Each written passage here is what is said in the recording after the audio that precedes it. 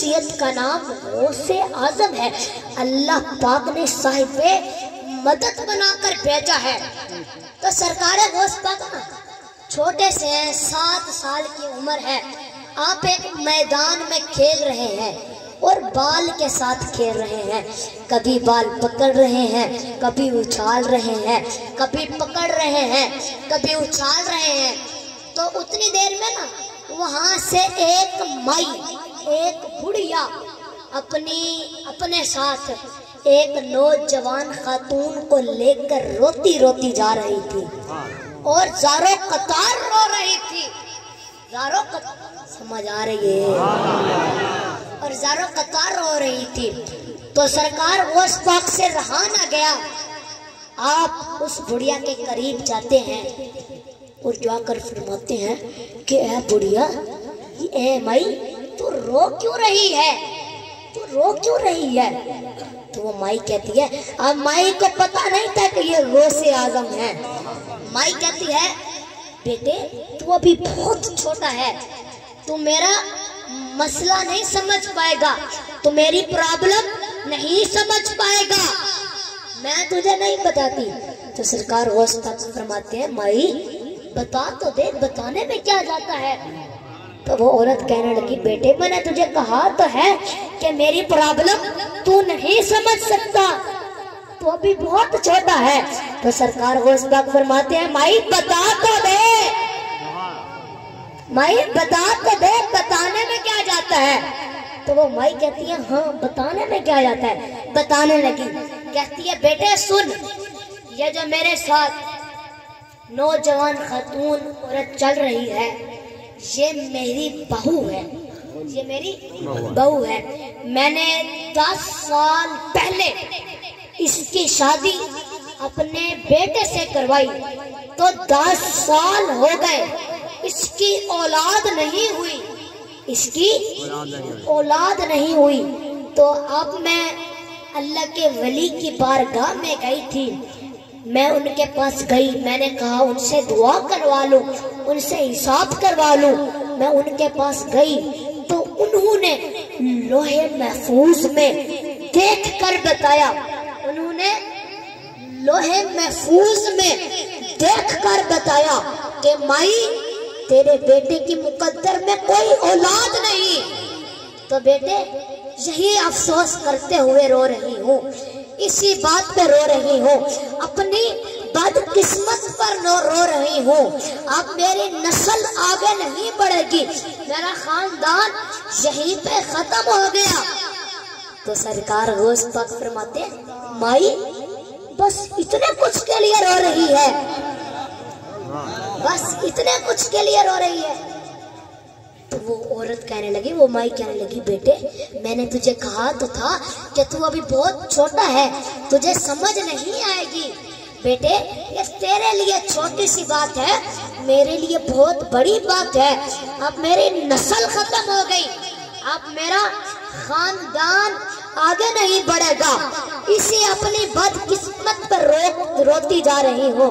तो सरकार गौस पाक फरमाते हैं, माई ना रो, माई ना रो, जा मेरा रब तुझे 11 पोते अदा फरमाए। अल्लाह सवार नारे तकबीर, नारे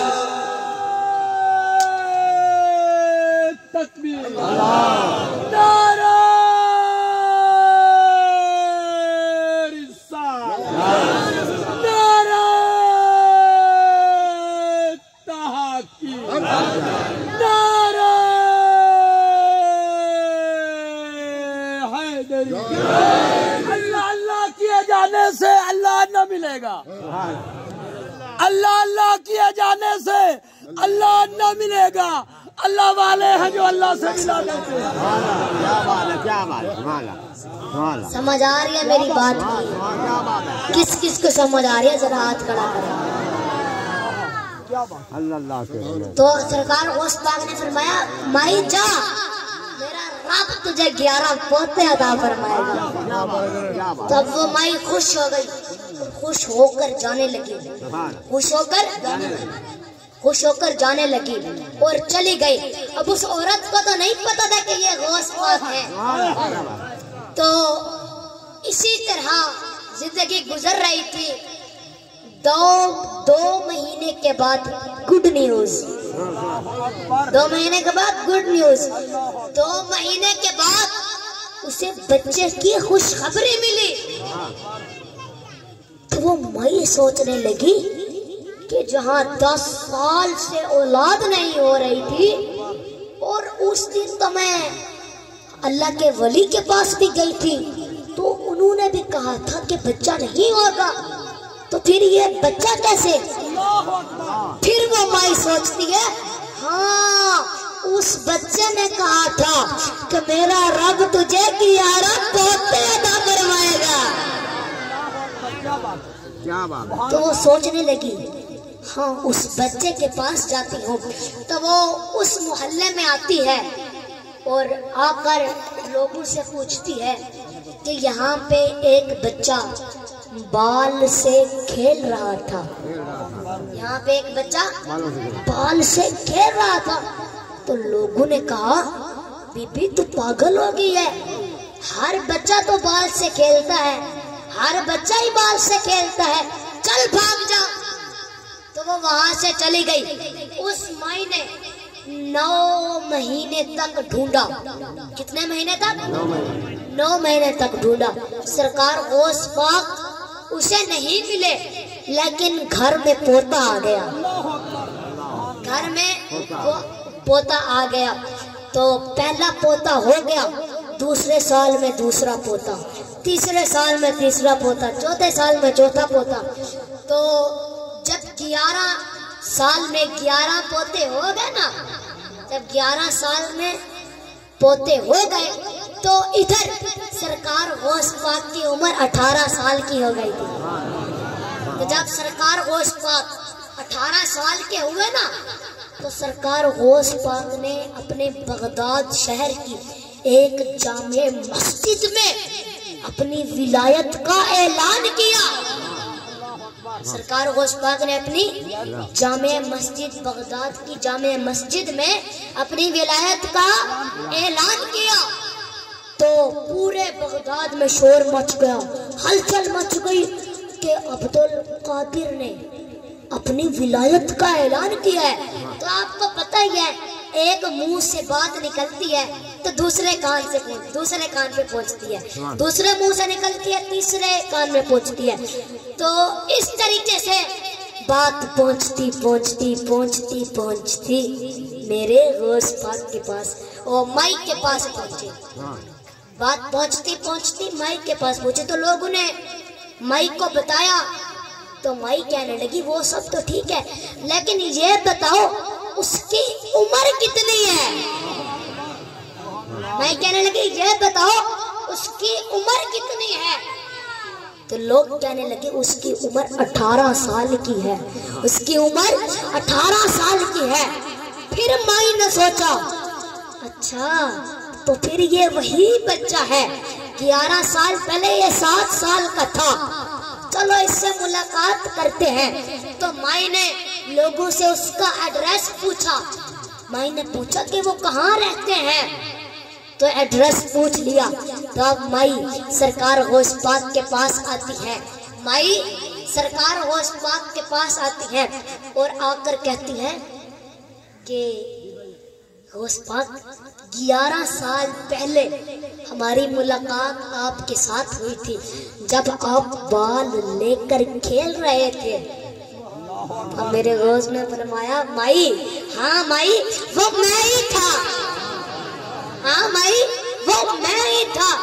तो माई कहने लगी, बेटे इस बात का मुझे जवाब चाहिए, ये इसका जवाब मुझे मिल जाए फिर मैं खामोश हो जाऊंगी। तो आप फरमाने लगे, भी माई क्या बात है, तू पूछ ले, जितने सवाल तूने पूछ ले, पूछ ले। तो वो माई कहने लगी, बेटे उस दिन 11 साल पहले जब आपने मुझे कहा था कि 11 पोते होंगे, तो उस वक्त मैं किसी लीमू की पीर के पास से नहीं आ रही थी, किसी झूठे पीर के पास से नहीं आ रही थी, मैं अल्लाह के वली की बारगाह से आ रही थी। और अल्लाह के वली ने कहा था मुकद्दर में कोई औलाद नहीं। तो बेटे उस दिन आपने कहा कि मेरे बेटे के मुकद्दर में 11 पोते हैं। तो बेटे ये कैसे? अगर पहला सच्चा हो तो दूसरा गलत होता है, दूसरा सच्चा हो तो पहला गलत होता है। मगर बाबा यहाँ तो दोनों ही सच्चे हैं, तो इसका क्या मतलब हुआ? तो सरकार गौस पाक फरमाते हैं, भाई उस दिन जब तू अल्लाह के वली की बारगाह से आ रही थी, जब तू उस दिन अल्लाह के वली की बारगाह से आ रही थी, सरकार गौस पाक फरमाते हैं, माई कसम खुदा की जिसके कब्जे में अब्दुल कादिर की जान है, माई उस दिन तू उस दिन किसी वली की बारगाह से आ रही थी, तो उस वली ने लोहे महफूज में देखकर बताया था कि तेरे बेटे के मुकद्दर में कोई औलाद नहीं, कोई औलाद नहीं। माई उस वक्त तक तेरे बेटे के मुकद्दर में कोई औलाद नहीं थी, मगर जब मैंने सुभान अल्लाह के कह दिया कि 11 मेरा अल्लाह तुझे 11 पोते देगा, तो अल्लाह पाक ने फरिश्तों से फरमाया, फरिश्तों अब्दुल कादिर ने कह दिया मुकद्दर में लिख दो कि 11 पोते होंगे। नारे तकबीर, नारे रिसालत, नारे तहकीक, नारे हैदरी, नारे क्या बात। सरकार गौस पाक ने फरमाया, माई उस दिन मैंने जुबान हिला के कह दिया कि मेरा अल्लाह तुझे 11 पोते देगा। बेशक बेशक। तो अल्लाह पाक ने फरिश्तों से फरमाया, फरिश्तों अब्दुल कादिर ने कह दिया मुकद्दर में लिख दो कि 11 पोते होंगे। समझ आ रही है? बोलो क्या बात यार, बोलो बोलो तो सही।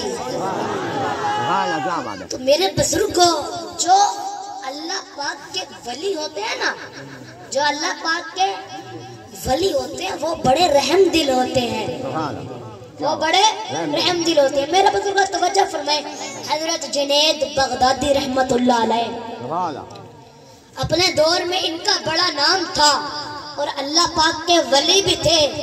तो हजरत साहब के घर ना चोर आ गए, हजरत साहब के घर चोर आ गए। तो वो चोर, तवज्जो, वो चोर अपनी तरफ से ये समझ कर आया था कि काफी माल होगा, घर खजाने से भरा हुआ होगा, पर उसको ये नहीं पता था कि आगे फकीर का घर है।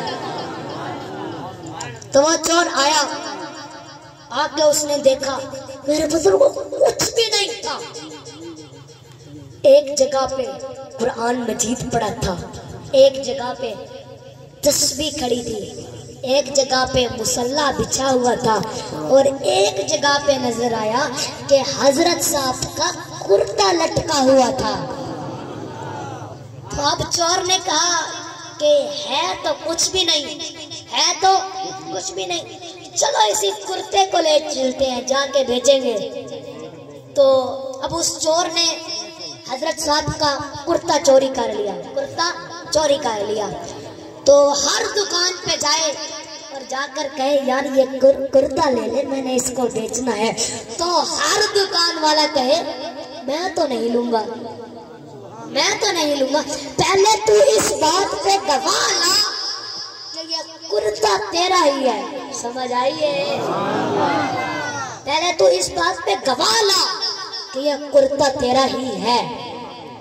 तो इतनी देर में हज़रत जुनैद बगदादी रहमतुल्लाह अलैह नमाज पढ़ के मस्जिद से बाहर निकले।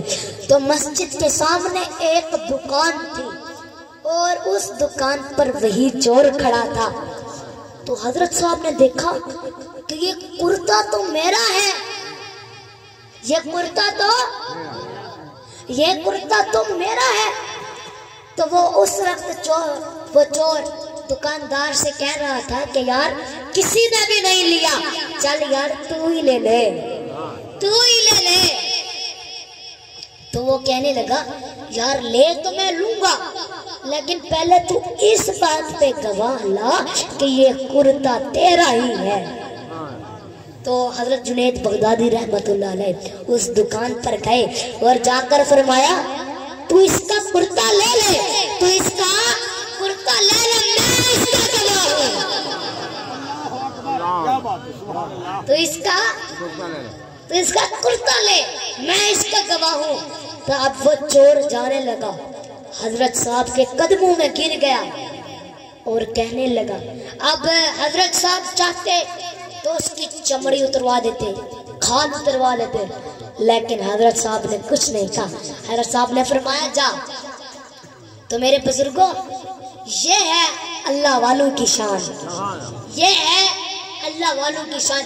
और मेरे बुजुर्गों, अल्लाह पाक फरमाते हैं कि जो हजरत ईसा अलैहिस्सलाम का दौर होगा, जो हजरत ईसा अलैहिस्सलाम का दौर होगा, वो बड़ा खैर खा वाला दौर होगा।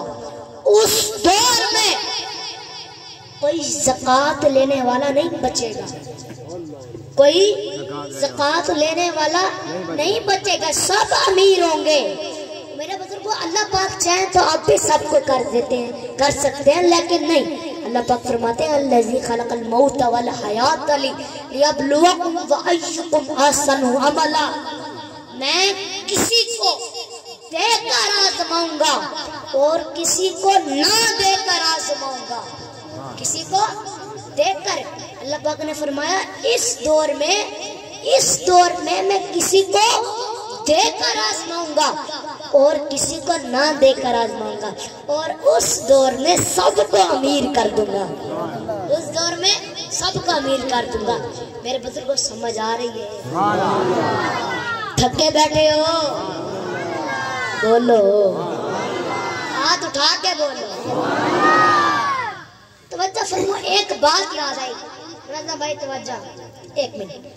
एक बुजुर्ग थे, वो बड़े अमीर बुजुर्ग थे, तो वो 24 घंटे कब्रिस्तान में रहते थे। माशाअल्लाह, उनके 3 बेटे जर्मनी में रहते थे, 3 बेटे जर्मनी में रहते थे, और कब्रिस्तान के साथ उनकी अपनी कोठियां भी थी। मतलब वो बहुत अमीर थे, लेकिन वो उसी कब्रिस्तान में रहते थे, खाना भी उसी कब्रिस्तान में, सोना भी उसी कब्रिस्तान में। तो एक दिन वो गौर से कब्रिस्तान को देखते हैं, एक दिन वो गौर से कब्रिस्तान में देखते हैं कि असल घर हमारा यही है, असल घर हमारा यही है, असल घर यही हमारा यही है। हमने 4 कंधों में इसी घर में आना है, पूरी जिंदगी इसी घर में गुजारनी है, इसी कब्र में आना है। तो मेरे बुजुर्गों, हमें भी कब्र में जाना है, तो दुआ करो कि हमारा खात्मा ईमान पर हो, और लब्बैक या रसूलुल्लाह का नारा भी लगाते रहेंगे, लब्बैक या रसूलुल्लाह का नारा भी लगाते रहेंगे। और मेरे बुजुर्गों, आपको पता है कि हजरत उमर मेरे आका करीम से कैसे मोहब्बत करते थे? आपको पता है कि हजरत उमर मेरे आका करीम से कैसे मोहब्बत करते थे? मेरे बुजुर्गों तवज्जो, मेरे भाई तवज्जो। एक मर्तबा मदीनातुल मुनव्वरा में 2 लोगों के दरमियान झगड़ा हो गया। तो एक यहूदी था और एक मुसलमान था। वो नाम का मुसलमान था बड़ा मुनाफिक, था बड़ा मुनाफिक। रोजे तो रखता था, हज भी करता था, नमाज भी पढ़ता था, लेकिन दिल उसका नेक नहीं था, दिल उसका मुनाफिक था। तो उनका किसी बात पे झगड़ा हो गया। तो अब कहने लगे कि किससे फैसला करवाएं, किससे फैसला करवाएं।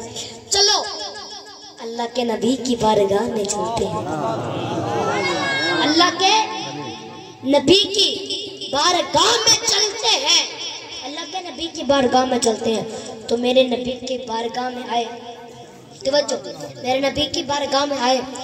तो अब मेरे नबी ने सारी बात सुनी, तो हजूर पाक ने फैसला उस यहूदी के हक में कर दिया। तो वो जब वो बाहर निकले ना तो वो मुनाफिक कहने लगा, वो मुसलमान मुनाफिक कहने लगा कि मैं तो इस फैसले को नहीं मानता, चलो हजरत अबू बकर सिद्दीक के पास चलते हैं। हजरत अबू बकर सिद्दीक के पास आए, हजरत अबू बकर सिद्दीक को सारा मसला सुनाया। हजरत अबू बकर सिद्दीक ने भी फरमाया, हजरत अबू बकर सिद्दीक ने भी फैसला उस यहूदी के हक में कर दिया।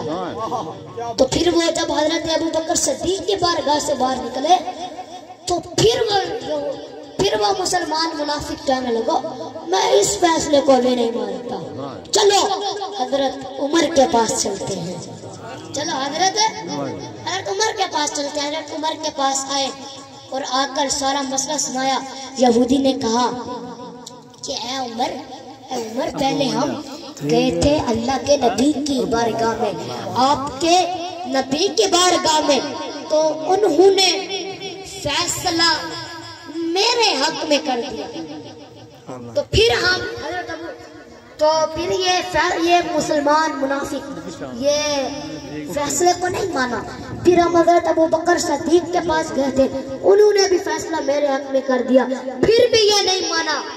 तो अब हम आपके पास आए हैं, तो अब आप ही कुछ करें, अब आप ही हमारा फैसला करें। तो अब वो मुसलमान मुनाफिक कहने लगा कि ऐ उमर, जब आप मदीना मुनव्वरा में आए थे आपके पास क्या था? कुछ भी नहीं था, आपको रहने